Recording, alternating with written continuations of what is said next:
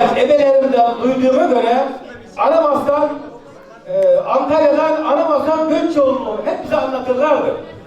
Şimdi tabii ben konup göçmedim ama konup göçmediğim bir hayatı dedemgilden, ebemgilden duyduğum kadarıyla küçük bir, tabii sanatçı değilim onu söyleyeyim. Bu da sanatçının arasında da ister türkü sayın ister ağıt sayın biz de bir yayla yoluna katalım diyorum. Göç kadar olurdu.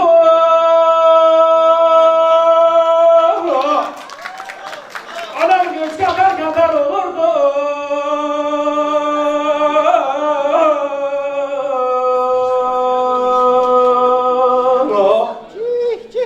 Nisan Mayıs'ı gelince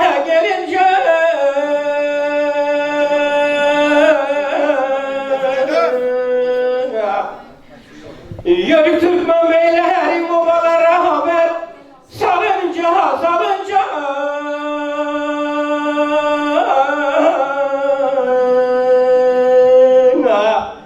koyun kuzuyu keçim oğlanı yanına alınca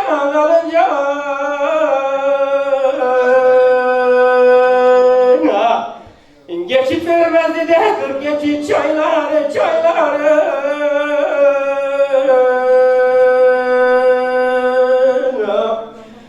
aşılır giderdi de anam aşılır giderdi de çamlı beller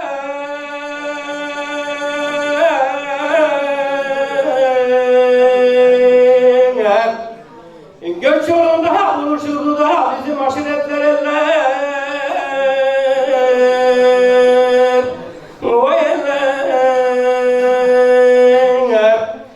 türü mayalara yükler sarılırdı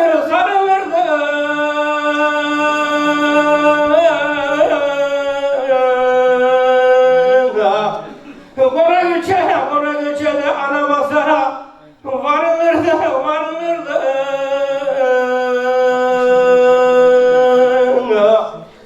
düzlüklere kara çadırlar kurulurdu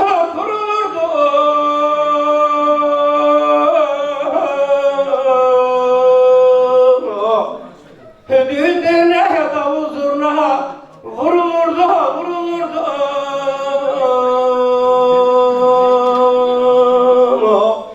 deri zulada bişekler vurulurdu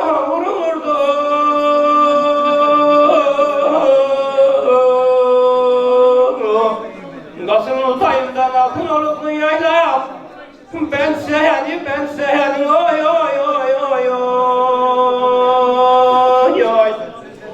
hani nerede anam hani nerede bizim kınalı keklikli gayalar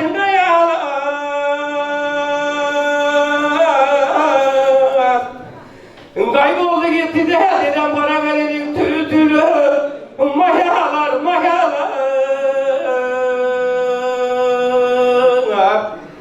nasıl unutayım alanlar dışlı yaylam ben seyalim oy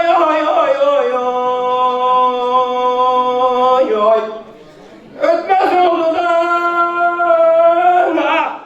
anam ötmez oldu da bizim yaylanın duguk kuşları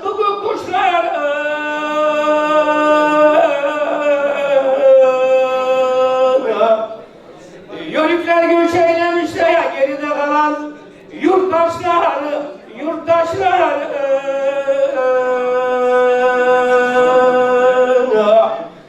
gittim gördüm de anam gittim gördüm de falan olmuş da bizim yaylanın ağaçları taşları yaylam aklıma gelince gider de gözümün yaşları